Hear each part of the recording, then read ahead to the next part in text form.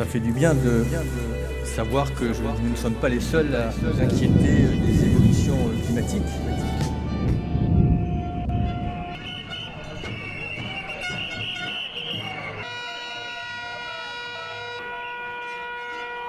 On ne peut pas aujourd'hui en France avoir 30% de mortalité d'abeilles par an et retrouver un taux de production comme on avait par le passé.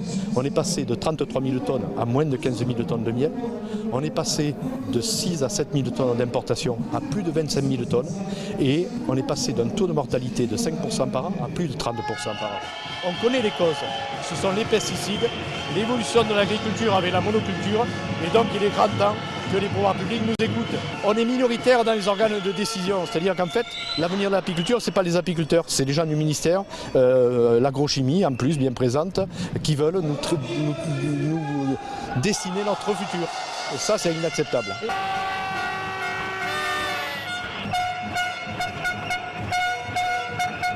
Le gouvernement nous propose des choses pour améliorer la vente de miel et en fait nous notre problème c'est pas la vente du miel, c'est la production de miel. En France, si vous avez entendu un peu les discours d'aujourd'hui, on consomme 40 000 tonnes de miel par an et en France on arrive qu'à en produire 15 000.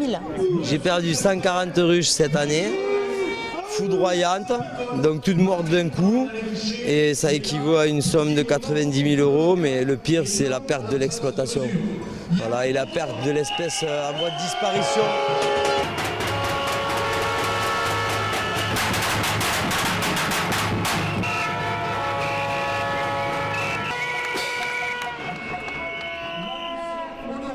On espère que cette fois-ci, les apiculteurs seront entendus. Nous sommes venus confirmer nos inquiétudes graves devant la lenteur du dossier sur les pesticides et sur le fait que nous ne voyons pas aboutir. On nous a baladé, on nous a enfumé avec un plan de développement de l'apiculture durable sans prendre en considération les revendications profondes des apiculteurs. Non aux insecticides néonicotinoïdes, non à l'agrochimie qui continue à tuer nos abeilles. Aujourd'hui, on vient de partout en France pour soutenir nos collègues du comité stratégique apicole, en partant du nord de l'Alsace, de la Normandie, de la Bretagne, des Pays de Loire, de l'Aquitaine, de Midi-Pyrénées, des régions PACA, du Rhône-Alpes.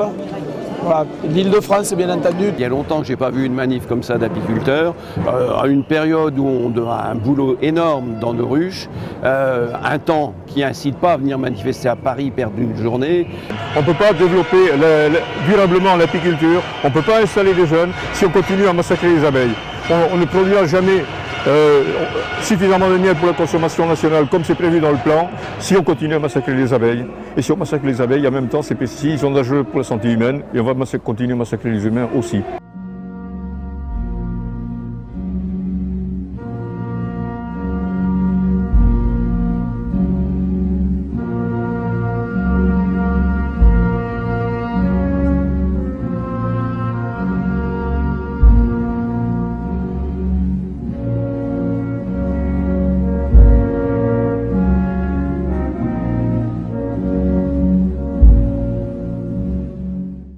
On va appeler ça, les choses par leur nom, c'est un génocide qui a lieu sur les abeilles qui ont soit transhumé en montagne, soit qui sont sédentaires en montagne. À tel point qu'on se demande s'il restera des abeilles sédentaires en montagne. Le bon sens paysan, les gens du terrain voient bien quand même la relation qu'il y a entre l'utilisation de certaines molécules et les problèmes qu'on rencontre dans les ruchers. Il y a eu une époque, les apiculteurs, avec l'abeille tout venant, ils faisaient du miel, ils avaient des cheptels en bonne santé. Donc il faut arrêter d'élucubrer sur l'abeille idéale qu'on va rechercher à grands coups de fric. Non, donnons un environnement sain à nos abeilles et à mon avis, l'apiculture repartira. Depuis le début de l'année est encore plus honteux. On nous fait un conseil stratégique de l'apiculture où les apiculteurs sont minoritaires. Quelle profession accepterait que son avenir soit décidé par d'autres personnes que les producteurs? Aucune. On a détruit le patrimoine, l'outil de travail, l'actif de structure apicole. Abandonné. Est-ce que c'est normal? Non!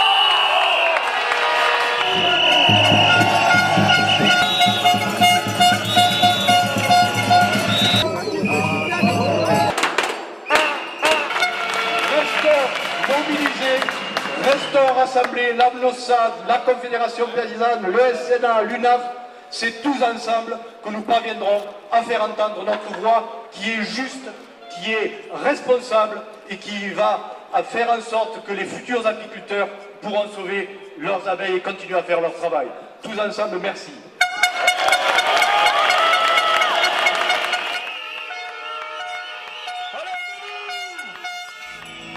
Les abeilles sont partout, mais nous les voyons à peine quand elles butinent de fleur en fleur. Elles existent sur Terre depuis bien plus longtemps que l'homme. Et il y a 8000 ans, l'homme et l'abeille sont devenus des partenaires. En 2006, la nouvelle s'est répandue qu'en Amérique, des centaines de millions d'abeilles avaient disparu de leurs ruches. Cela pourrait être le début d'un film de science-fiction, mais ce ne l'est pas. Dès les années 90, les apiculteurs signalaient d'énormes pertes en Europe, dans les Amériques et en Asie. Partout dans le monde industrialisé, les abeilles sont en train de mourir. C'est une vraie catastrophe. Les apiculteurs, désemparés, ne savent plus que faire.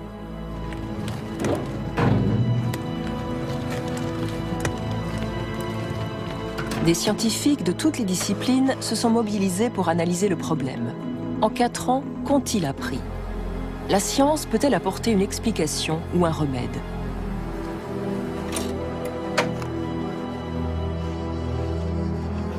Les abeilles interagissent avec les plantes. Elles se nourrissent du cœur de la nature.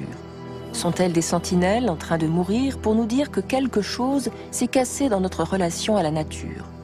Est-il trop tard pour sauver de l'extinction ce petit insecte? Pourquoi devrait-on s'en alarmer?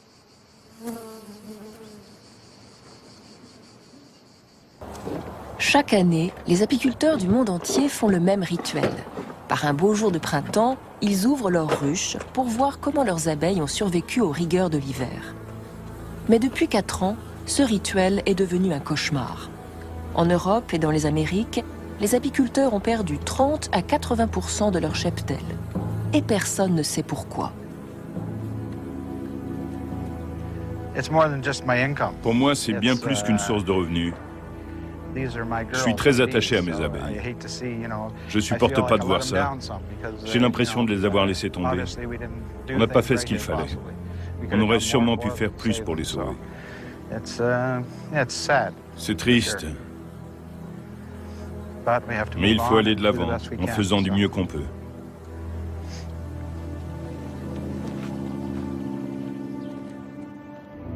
Comme des milliers d'autres apiculteurs, Ben Hogan ne récoltera pas de miel cet été.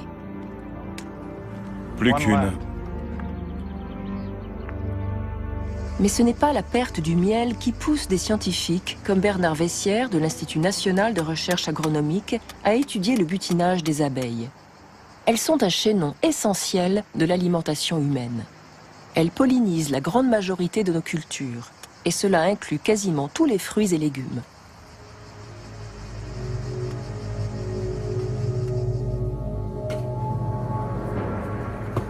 L'importance des abeilles dans le service de pollinisation a été très longtemps ignorée. Donc tout d'un coup, on découvre que les pollinisateurs sont extrêmement importants pour la production d'une partie importante de notre alimentation. Il y a 30%, un tiers en tonnage de notre alimentation qui dépend de l'activité pollinisatrice des abeilles principalement. Donc c'est quand même considérable. Et ça, jusqu'à présent, on l'a toujours pris pour argent comptant, comme le soleil ou l'air.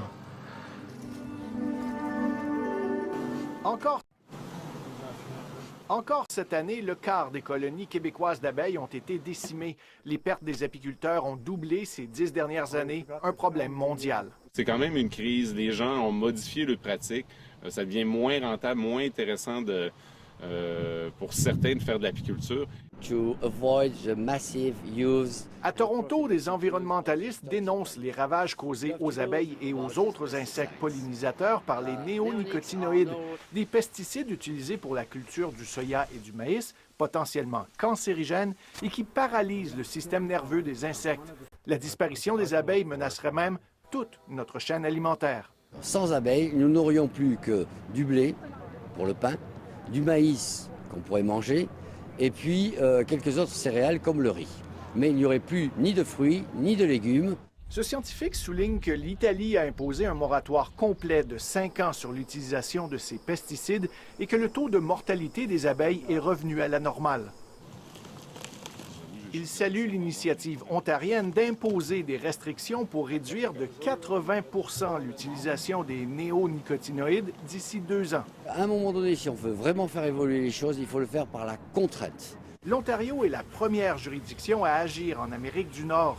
Apiculteurs et environnementalistes ont récemment écrit au gouvernement Couillard. Faisant appel au gouvernement du Québec de suivre l'exemple de l'Ontario, en fait, pour mettre en place des limites, sinon une interdiction totale à l'usage de ces produits chimiques.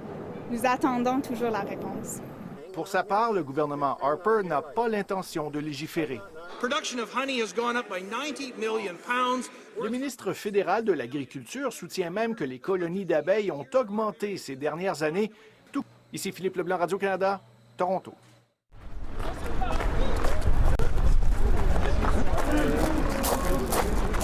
La nature rend des services gratuits. On estime à 1,5 milliard la valeur des services rendus par les abeilles, les papillons, les pollinisateurs sauvages. Et dans les villes aussi, il faut reconquérir la présence de la nature en ville. Et en particulier dans les zones commerciales, on va rendre obligatoire soit les toits photovoltaïques pour produire des énergies renouvelables, soit les toits paysagers pour les toits végétalisés et les façades végétalisées pour permettre aux insectes pollinisateurs de vivre. Le musée d'Orsay, l'Académie française, l'Hôtel de la Monnaie, la place Vendôme, des lieux emblématiques de Paris, tous ont un point commun, ils hébergent gracieusement les abeilles. L'idée a fleuri dans la tête d'Audric de Campo. Cet apiculteur urbain s'est mis d'accord avec les propriétaires pour installer des ruches sur les toits. Bonjour mademoiselle. Une ruche, c'est 15 000 abeilles l'hiver et 50 000 l'été. Au centre, avec cette tache jaune, c'est la reine. C'est elle qui donne naissance à ses ouvrières chargées d'aller butiner le pollen. Alors les abeilles, il faut savoir qu'elles vont jusqu'à 3 km. Et ici, on est donc en plein 7e, et on est entouré de fleurs. Quand on pense fleurs en ville, il faut penser arbres. Juste derrière, là, derrière la scène, on a les Tuileries. Les Tuileries, c'est plein de tilleuls, de fleurs, et puis sur lesquels on a du bouleau, du peuplier, qui sont très précieux pour le printemps. Et puis ensuite, elles vont aller dans tous les jardins privés, jusqu'aux Invalides s'il faut. En France, la production de miel a baissé de façon catastrophique depuis 2016, les abeilles étant victimes de la pollution et du mauvais temps. Mais Paris soigne ses insectes. Depuis 10 ans, la mairie n'utilise plus de pesticides. Les abeilles sont donc plus vigoureuses. On ne peut pas aujourd'hui en France avoir 30% de mortalité d'abeilles par an et retrouver un taux de production comme on avait par le passé. On est passé de 33 000 tonnes à moins de 15 000 tonnes de miel. On est passé de 6 à 7 000 tonnes d'importation à plus de 25 000 tonnes. Et on est passé d'un taux de mortalité de 5% par an à plus de 30% par an. On connaît les causes. Ce sont les pesticides, l'évolution de l'agriculture avec la monoculture. Et donc il est grand temps que les pouvoirs publics nous écoutent. On est minoritaire dans les organes de décision, c'est-à-dire qu'en fait, l'avenir de l'apiculture, ce n'est pas les apiculteurs, c'est les gens du ministère, l'agrochimie en plus, bien présente, qui veulent nous dessiner notre futur. Et ça, c'est inacceptable. On nous a enfumé avec un plan de développement de l'apiculture durable sans prendre en considération les revendications profondes des apiculteurs. Non aux insecticides néonicotinoïdes, non à l'agrochimie qui continue à tuer nos abeilles. Il y a 30%, un tiers en tonnage de notre alimentation qui dépend de l'activité pollinisatrice des abeilles principalement. Jusqu'à présent, on l'a toujours pris pour argent comptant, comme le soleil ou l'air. Sans abeilles, nous n'aurions plus que du blé pour le pain, du maïs qu'on pourrait manger, et puis quelques autres céréales comme le riz. Mais il n'y aurait plus ni de fruits, ni de légumes. Pour moi, c'est bien plus qu'une source de revenus. Je suis très attaché à mes abeilles. Je supporte pas de voir ça. J'ai l'impression de les avoir laissées tomber. On n'a pas fait ce qu'il fallait. On aurait sûrement pu faire plus pour les sauver. C'est triste. Mais il faut aller de l'avant en faisant du mieux qu'on peut.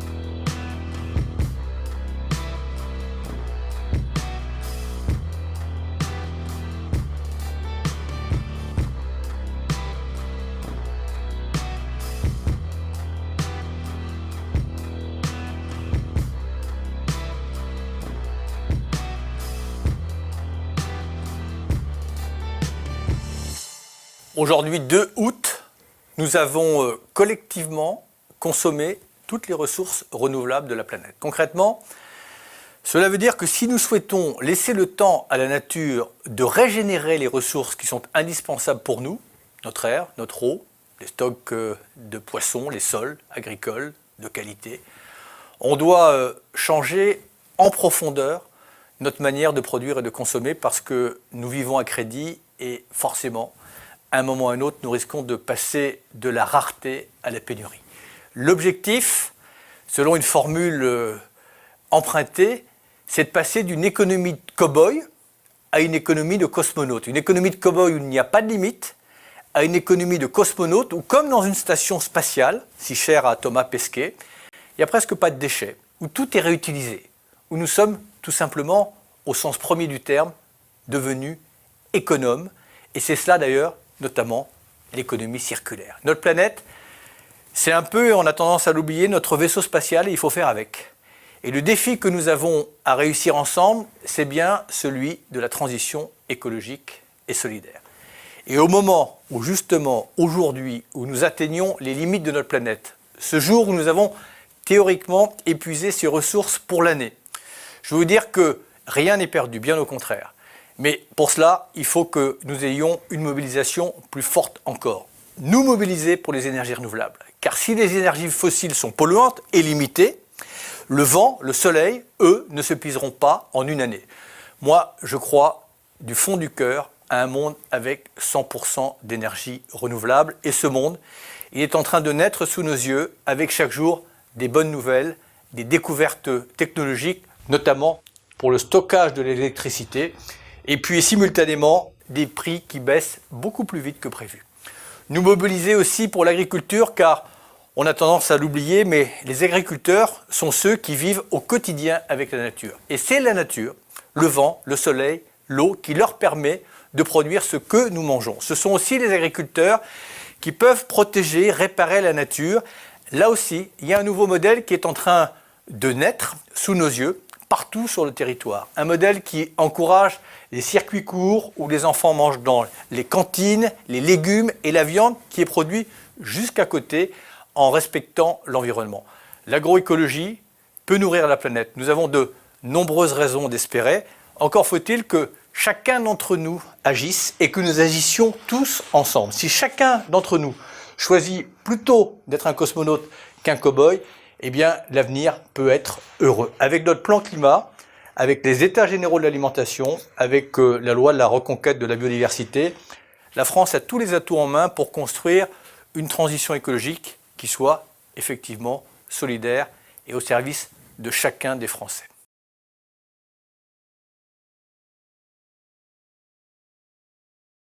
D'abord, ce qui est impressionnant, si vous voulez, c'est l'ampleur du feu. On s'aperçoit, évidemment, on ne se rend pas compte ce que représente 1800 hectares, mais quand on voit l'ampleur du feu, comment il a dévalé des collines, remonté d'autres pentes, ravagé le vallon, et qu'il s'est arrêté à quelques mètres des habitations, on se dit vraiment que voilà, c'est impressionnant. Quand on pense ce que devait être la hauteur des flammes, et les gens qui regardaient le feu devant leur maison, on comprend pourquoi la prévention est quelque chose de totalement nécessaire.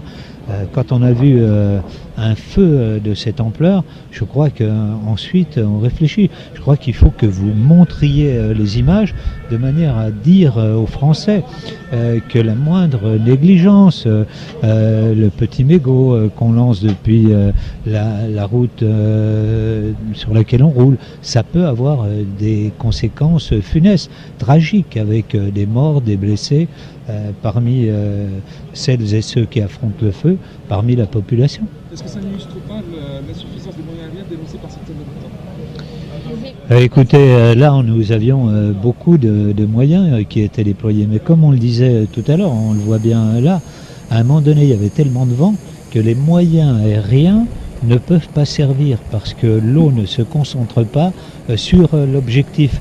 Et donc on aurait pu avoir le triple de moyens aériens qu'on n'aurait rien pu faire. Il fallait aller attaquer le feu, je dirais, à pied comme ils l'ont fait là. Et c'est évidemment un travail totalement difficile. on a vu que les retardants qui avaient été installés n'avaient pas été suffisants et que le feu avait enjambé tout ça. Vous avez vu comment là, il a enjambé aussi la route nationale, comme il a failli se retrouver de l'autre côté. Moi, j'ai survolé tout à l'heure le collège, l'école. On voit évidemment que ça aurait pu être beaucoup plus grave. Pour ce qui concerne les moyens de la protection civile, nous savons qu'il faut les renforcer encore. Et donc, dans les arbitrages budgétaires, vous savez, un peu complexes, qui sont aujourd'hui effectués, j'ai obtenu que pour la protection civile, nous puissions avoir dans les prochaines années 6 Dash-8 supplémentaires. Donc, alors qu'on est dans une période plutôt de restriction, nous allons accroître les moyens de la protection civile. Cela fait 2 ans que les campagnes sont menées pour pouvoir avoir de nouveau du volontariat. Il y avait eu un creux il y a 2 ans, je crois que le mouvement a repris et nous allons l'amplifier. Comme vous le savez, le Congrès national est précisément en Corse. Donc je m'y rendrai et je dirai à ce moment-là quels moyens le gouvernement va mettre en œuvre pour accentuer ce volontariat, parce que notre dispositif est unique en Europe. Le fait de mêler à la fois sapeurs-pompiers professionnels et volontaires, et je crois qu'il est assez efficace, donc il faut relancer partout ce volontariat. En plus, vous voyez, très souvent, ces pompiers volontaires, en un moment où l'on dit que voilà, dans les villages, il n'y a plus de services publics, très souvent, ce sont les sapeurs-pompiers volontaires qui forment le dernier lien social. Donc pour moi, c'est extrêmement important. À Fort-Mac-Murray, les flammes ont ravagé une superficie équivalente à 10 fois la taille de Paris. Les feux de forêt sont habituels au Canada, mais ce qui interpelle cette fois est l'ampleur de la catastrophe. Un incendie géant qui serait notamment lié à des températures records dans la région. Un temps chaud, sec et en plus un phénomène amplificateur qui est le réchauffement climatique. Au Canada, une députée écologiste a clairement fait le lien entre le réchauffement de la planète et ces gigantesques incendies. Le changement climatique démultiplie et surtout amplifie les catastrophes naturelles. Dans les cas des feux de forêt, la hausse des températures rend le sol et la végétation plus secs et donc plus fragiles face au feu. Que ce soit aux États-Unis ou en Australie, les méga-incendies sont de plus en plus fréquents. Ces méga-incendies seront beaucoup plus fréquents dans les années à venir, tout simplement car les sécheresses seront de plus en plus importantes dues à l'augmentation de la température. Selon un rapport publié au Canada, la superficie des zones dévastées par des incendies dans certaines régions du pays devrait doubler d'ici 2080. La forêt et l'enjeu de la déforestation et de la reforestation ne sont clairement pas assez pris en compte à la conférence climat, même si on en parle de plus en plus. Il faut savoir que pour compenser l'empreinte mondiale, il faudrait planter 250 millions d'arbres par jour et à l'inverse de ça, chaque jour on coupe 10 millions d'arbres. Donc on va exactement à l'opposé de là où on devrait aller, alors que la forêt est un excellent piège de carbone et puis surtout, planter des arbres procure de multiples autres bénéfices. L'arbre, c'est aussi un des meilleurs outils, des plus efficaces pour lutter contre le réchauffement climatique. Vous développez une éolienne ou un panneau solaire, il n'aura jamais la durée de vie possible d'un arbre. Il vous fournira jamais tous ces autres bénéfices. L'enjeu du climat, c'est aussi l'enjeu de l'eau, de la biodiversité, des écosystèmes en général. Et ça, les solutions type énergie alternative, elles ne répondent pas à cette question fondamentalement. L'agriculture, c'est plus de 24% des émissions de gaz à effet de serre. C'est plus que tous les transports mondiaux, 18% des gaz à effet de serre.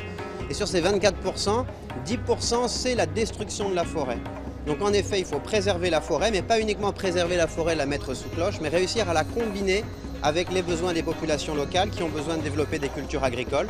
Et pour cela, l'agroforesterie et l'agroécologie au sens large, ce sont des outils exceptionnels pour continuer de se développer, diversifier ses revenus et préserver la planète. Action! Je m'appelle Claude Lorius. Je suis glaciologue. Il y a un lien entre les gaz à effet de serre et le climat. La moindre activité, tu coupes des arbres, tout ça, ça fait du CO2. Plus il y a de CO2 et plus le climat va être chaud.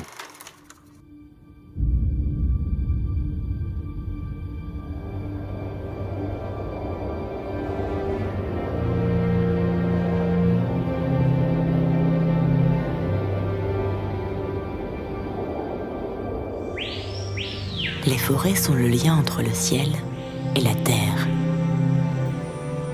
Elles constituent un écosystème majeur dans le grand équilibre du climat. Les forêts régulent naturellement la quantité de CO2 présente dans l'atmosphère en le stockant sous forme de matière végétale. C'est pour cela qu'on les appelle des puits de carbone.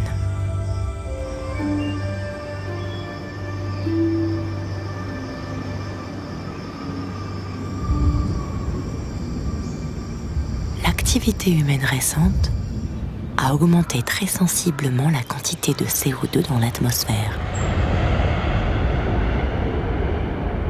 Du seul point de vue des arbres, cet afflux de CO2 est bénéfique. Elle stimule leur croissance. Pourtant, cette augmentation de CO2 met aujourd'hui gravement en danger les grandes forêts tropicales.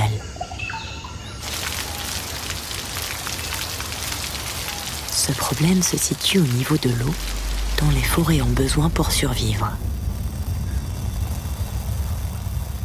Une partie de l'eau puisée dans les sols pour la photosynthèse est évaporée par les feuilles sous forme de vapeur d'eau qui se transforme en nuages. En se condensant, ces nuages donnent de la pluie. Les forêts régulent ainsi leur propre cycle de l'eau.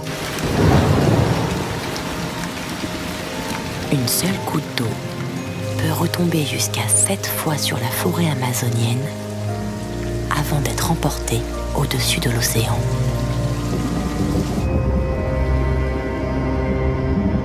Le bouleversement climatique est en train de modifier considérablement le régime des pluies sur la planète.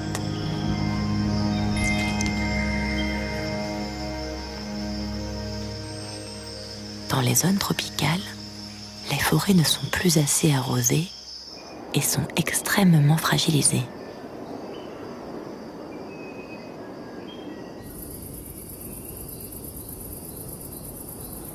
Dans les zones tempérées, les épisodes de sécheresse se multiplient et avec eux, les risques d'incendie.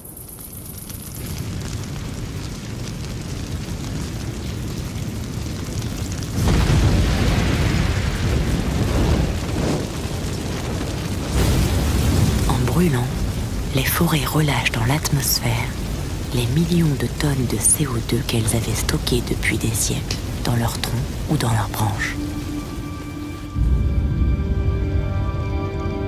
Ce relargage massif de gaz à effet de serre aggrave fortement le phénomène du réchauffement climatique. La disparition de millions d'hectares de forêts à travers le monde réduit d'autant plus l'absorption du CO2 atmosphérique par les végétaux. Le cercle vicieux se referme.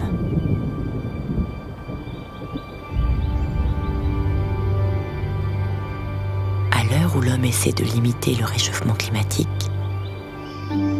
les forêts sont plus que jamais nos alliés les plus précieux.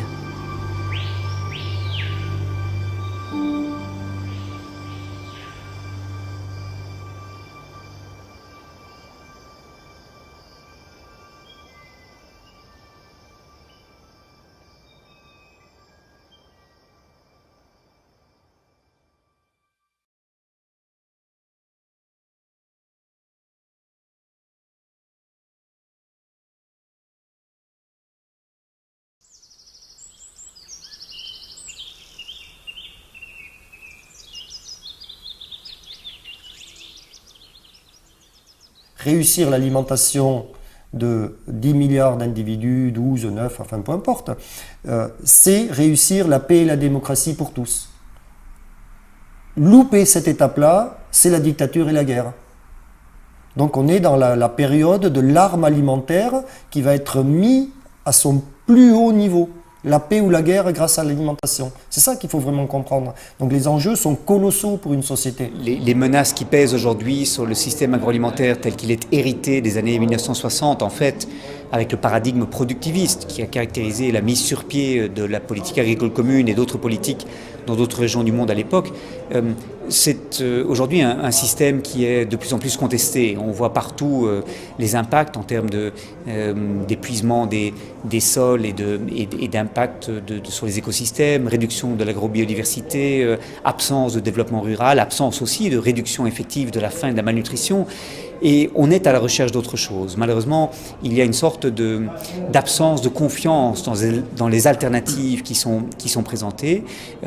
Et il faut faire mieux connaître les expériences positives qu'on a de plus en plus, qui commencent à faire école, mais que les gouvernements ne parviennent pas encore à prendre suffisamment en compte dans leur politique.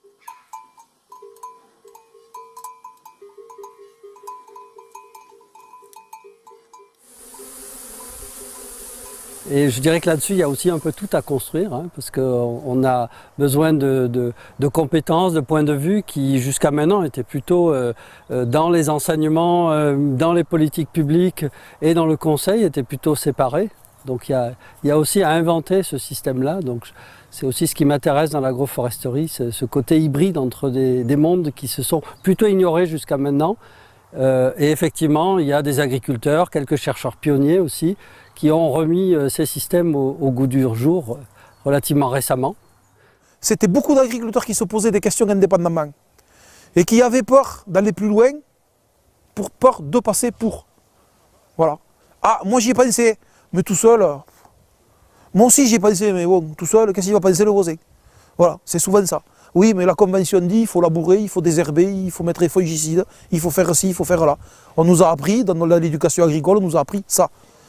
Alors, on se pose la question maintenant. Sauf que tout seul, on n'a pas envie d'y penser. À 2, on en parle. À 3, on en discute. À 10, on fait des choses. À 30, ben, voilà, c'est parti. 2007, c'était une année de sécheresse. On est allé voir un mec qui se met en semi-direct dans de la paille. On s'est dit, ce mec est fou. Et puis, au printemps, quand on est retourné voir son blé, il était 3 fois plus beau que le nôtre. On s'est dit, là, il y a un problème. Du coup, on a sauté le pas, on s'est mis à 2 parce que c'est aussi important d'avoir le cran, d'avoir la possibilité déjà financière et économique de sacrifier nos 2 parcelles pour faire des essais de ce type-là et d'avoir le cran de pouvoir investir dans du matériel nouveau. Et donc, on a réussi à sauter le pas à 2. Et au final, on s'est rendu compte que ça marchait, c'était une alternative qui était viable. Et du coup, ça y est, on a un semoir chacun, on s'est équipé. Et c'est aussi ce qui m'attire dans le fait de reprendre, c'est qu'on n'est pas resté dans un système classique, on n'est pas resté buté avec des œillères dans un système traditionnel.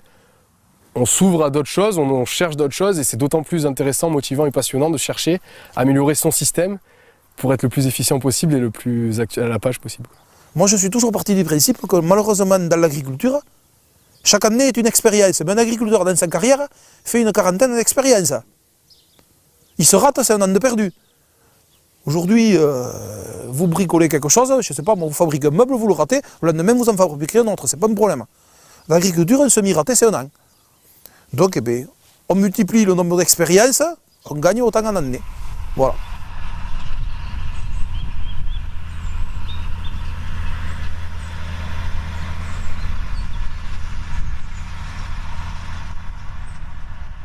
L'idée, c'est la démarche de progrès et je vais dans un nouveau monde. Hein, et je rentre et j'affiche mon nouveau monde. C'est le monde où le végétal est essentiel, d'accord ? Et moi, je suis un agriculteur, un homme, un technicien, je ne sais pas. Je vends des intrants, je fabrique des machines. Je dois le gérer au mieux possible pour arriver à l'acte final, produire sans polluer. Parce que si je dégrade ma machine de gestion écosystémique, je suis à peu près sûr de me ratatiner. C'est ce que me montrent en fait les avatars du XXe siècle. Quand je détruis la nature, eh ben, je suis à peu près sûr que je pourrais y laisser ma peau. Et donc, si je regarde dans le potentiel du végétal, eh ben, je sais qu'il est capable de nourrir des milliards et des milliards d'individus. La biodiversité, c'est quand même ça. Hein.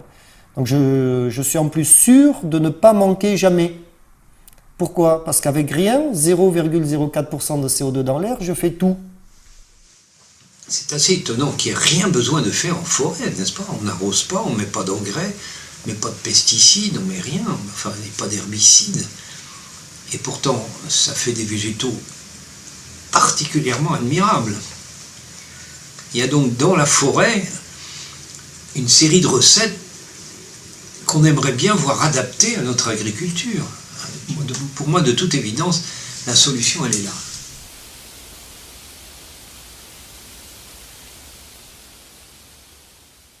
Quand on dit projet de territoire, c'est ressources de territoire, on la voit, elle est un petit peu partout dans les bassins versants. Et utilisation dans les territoires aussi, quand on parle de biomasse, c'est du chauffage, c'est du paillage, c'est énormément de débouchés qui sont disponibles. On a un séchage collectif de maïs, et c'est vrai qu'aujourd'hui, pourquoi, alors qu'on a des bois, on a tous des bois, pourquoi ne pas faire de la plaquette pour revaloriser, pour faire tourner ce séchoir? C'est peut-être des solutions quand même envisageables. Et après, où je suis persuadé qu'il y a un manque à gagner terrible, c'est toutes nos bordures de ruisseaux, toutes nos bordures de champs qu'on broie sur place, et puis qu'on pourrait très bien ramener dans les champs en BRF. Et pour moi, c'est un peu une catastrophe écologique, en plus de les broyer, que ça partout dans les rivières. Alors qu'on pourrait le revaloriser dans nos parcelles. Inévitablement, il y aura des bénéfices à tout point de vue. Je parle simplement en économie directe. Et si après on veut se positionner sur de l'économie indirecte, c'est du stockage de carbone, c'est de l'amélioration de la qualité de l'eau. Et ça, on n'est pas capable aujourd'hui de le quantifier correctement, mais peut-être qu'à la longue, on pourra peut-être mettre des chiffres. Pour moi, l'agroforesterie, c'est redonner la place légitime qu'a l'arbre au sein d'un système de culture. Donc que ce soit au sein d'un système de grande culture, de maraîchage, de vignes, d'élevage. Il peut y avoir beaucoup de types d'agroforesterie différentes, mais elles ont toutes l'objectif de remettre l'arbre dans le système. Pour moi, ça constitue de plus en plus en fait, la clé qui va permettre de relier les différentes réalités, les différentes problématiques liées à l'agriculture aujourd'hui. Voilà, après avoir fait un stage de 6 mois dessus, je me rends compte que ça permet de donner des réponses et de susciter des questionnements sur comment répondre aux problématiques du sol, de l'eau, de la diversité, donc notamment des revenus des agriculteurs. Voilà, comment répondre à beaucoup de choses et de manière concentrée autour de la problématique de l'arbre. Ça sera enfin de nouveau une agriculture qui va parler aux jeunes. Actuellement, les jeunes ne veulent pas travailler en agronomie, ça sent mauvais, c'est de la chimie, c'est des pesticides, c'est des machines. On se rend compte qu'elles écrasent la terre, elles écrasent notre mer. Les jeunes ne veulent plus de ça, ils préfèrent être dans une activité neutre. Et le jour où on refera une agriculture saine qui fait envie, qui redonne du temps au temps, on est entouré d'arbres. Et être entouré d'arbres, ça donne des siècles à la vie humaine, en fait. Est-ce que celui qui n'est pas capable de se remettre en question, il y en a combien qui ont arrêté? Est-ce que c'est normal? Est-ce que c'est bien? Et aujourd'hui, on se retrouve plus qu'avec 300 000 agriculteurs. Mais si on a eu des politiques autrement, aujourd'hui, il y aurait peut-être 2 millions d'agriculteurs et on produirait le double en France. Depuis 15 ans, on nous dirait, vous mettez en place des couverts, vous avez un bonus de temps. Ce serait un peu plus agréable. Oui. Un exemple, il a fallu des années pour faire comprendre qu'un couvert 100% légumineuse, c'était l'idéal. C'était bénéfique. C'est bénéfique. Alors que là, c'est interdit. Oui. C'est interdit. Enfin bon, c'est que des aberrations comme ça, quoi. Voilà. Il faudrait que la nouvelle PAC laisse l'agriculteur libre de choisir sa manière de cultiver. Un agriculteur qui veut cultiver avec des arbres doit avoir le droit de le faire et ne pas être pénalisé. Si on fait l'inverse, on pénalise ceux qui font des efforts. Donc aujourd'hui, nous demandons que tous les agriculteurs qui respectent la trame verte, qui respectent des composantes naturelles dans l'environnement, soient favorisés ou au moins soient à égalité avec les autres. Ça, c'est le changement fondamental que nous devons avoir. Les systèmes agroforestiers, pour moi, ce sont vraiment une très belle façon d'associer la soutenabilité en agriculture et la soutenabilité apportée par les forêts ou les plantes forestières, toutes issues de la nature. C'est une très belle association. Je pense que la politique agricole commune offre des éléments pour soutenir cette expérience. Et dans mon souhait serait qu'elle retrouve une reconnaissance plus directe, plus claire, plus décidée dans la réforme qui est en train d'être discutée. Allez, on va le faire goûter, oui. Le magret agroforestier, il est là en exclusivité aujourd'hui.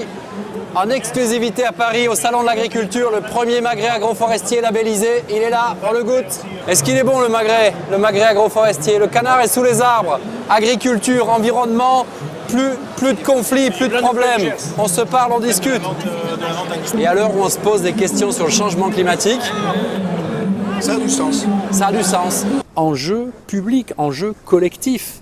Donc ça concerne le plus grand nombre, c'est un enjeu de société. Et ce qui se retrouve dans l'assiette, le jour où c'est un produit agroforestier, avec tout ce que ça veut dire en termes de protection du sol, de couverture de sol, donc avec ces associations de plantes et de couverture permanente des sols, ben c'est pas le même produit. C'est pas le même produit, c'est pas le même paysage, et c'est 2 fois plus d'agriculteurs et de services qui vont avec. C'est absolument indispensable que l'agroforesterie progresse beaucoup plus vite. Malheureusement, la course de vitesse qui est engagée me paraît relativement mal engagée. Je sens un intérêt de plus en plus, je sens un appétit pour des nouvelles solutions, mais les réalisations concrètes demeurent, je dirais, faibles au regard des espérances. C'est vraiment un enjeu qui doit être pris au sérieux par les gouvernements, qui est un enjeu pas seulement pour les agriculteurs et pas seulement pour les associations de défense de l'environnement, c'est un enjeu vraiment pour l'avenir de la capacité de la planète à se nourrir à l'avenir. Et peut-être qu'à un moment donné, l'agriculture doit reprendre en main toute l'agriculture. Donc maintenant, eh bien, on va reconstruire.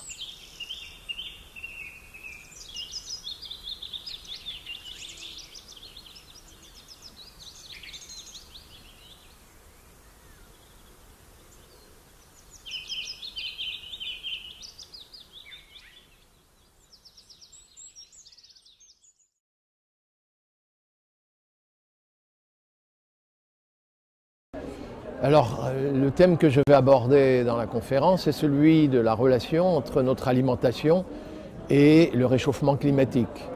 À savoir que fabriquer des aliments, ça se traduit quand même par des émissions de gaz à effet de serre, et la question devient un petit peu de savoir, dans notre alimentation, comment on pourrait, à travers cette alimentation, réduire les émissions de gaz à effet de serre, et on verra parfois, y compris, on peut séquestrer du carbone dans les sols. Alors les émissions de gaz à effet de serre, c'est évidemment l'industrie agroalimentaire, c'est aussi quand nous préparons nos plats, c'est aussi la réfrigération, mais ça c'est les aspects, je dirais, mineurs. Pour l'essentiel, les émissions de gaz à effet de serre dans notre alimentation, c'est l'agriculture elle-même, à hauteur de 57%, et le reste c'est le transport, de l'ordre de 15%, et dans les 15%, assez curieusement, les gens ne le savent pas, mais c'est le transport quand les gens prennent leur voiture pour aller dans un supermarché, déposer leur voiture sur un parking, faire leurs courses et retourner à la maison. Et donc là, effectivement, on pourrait commencer à dire, si on veut limiter les émissions de gaz à effet de serre liées au transport, plus encore que le transport des yaourts, des marchandises qui vont d'un endroit à l'autre de la France ou de l'Europe, c'est déjà réhabiliter le commerce urbain et éviter ce déplacement du centre-ville vers la banlieue avec sa voiture pour ensuite ne transporter qu'un cabas de nourriture.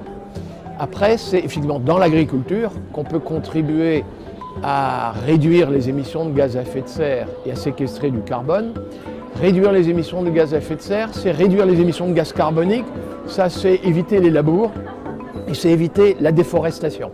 Alors en France, il y a très peu de déforestation, mais quand nous mangeons des poulets qui sont élevés avec du maïs et du soja brésilien et qu'il a fallu déforester la forêt amazonienne pour nourrir nos poulets, nous contribuons malgré tout à la déforestation, même si ça se passe dans les pays du Sud, par exemple Argentine et Brésil.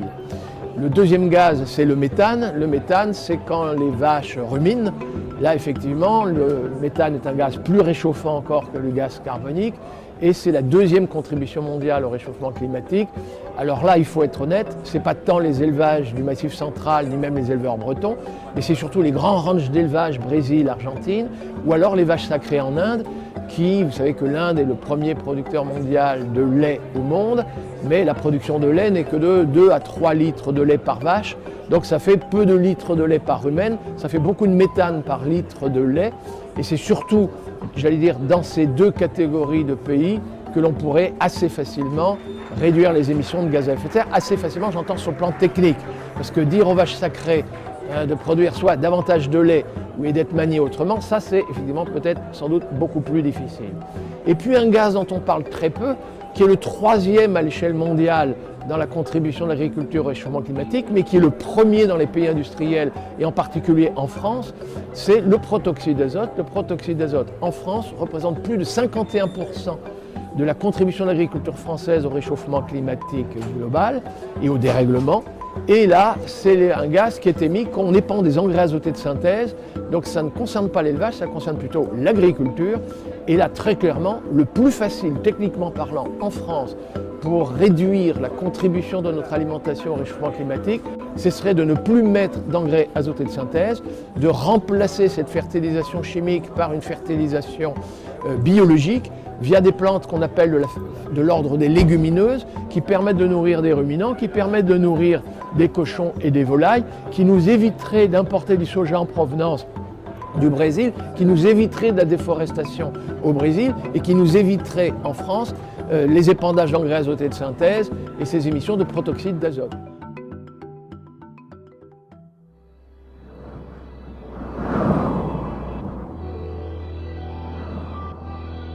Ça fait du bien de savoir que nous ne sommes pas les seuls à nous inquiéter des évolutions climatiques.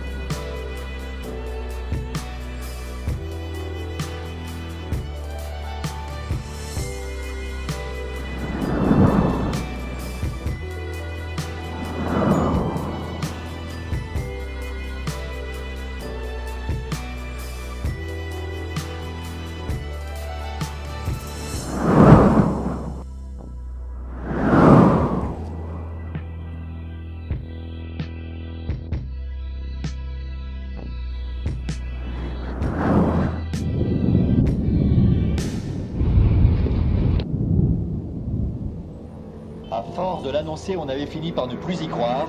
Et pourtant, aujourd'hui, la France est en faillite. Le porte-parole du gouvernement l'a officiellement reconnu il y a à peine quelques minutes, l'État français est en cessation de paiement. Nous ne sommes pas le premier État en faillite. C'était en 2008, il y a 9 ans, au début de la grande crise financière, ces 3 années qu'on a appelées les 3 affreuses. Dans l'actualité ce soir, la tempête sur les marchés financiers. La situation aujourd'hui est très sérieuse, elle est même dangereuse. Conséquence de la hausse des matières premières. Des millions de gens à travers le monde ont peur. La crise financière continue. Résultat, la récession et de nouvelles dépenses publiques, très dures, surtout pour les pays les plus endettés. Jusqu'à présent par le gouvernement. Ce que vous nous dites, Philippe, ce matin, c'est que...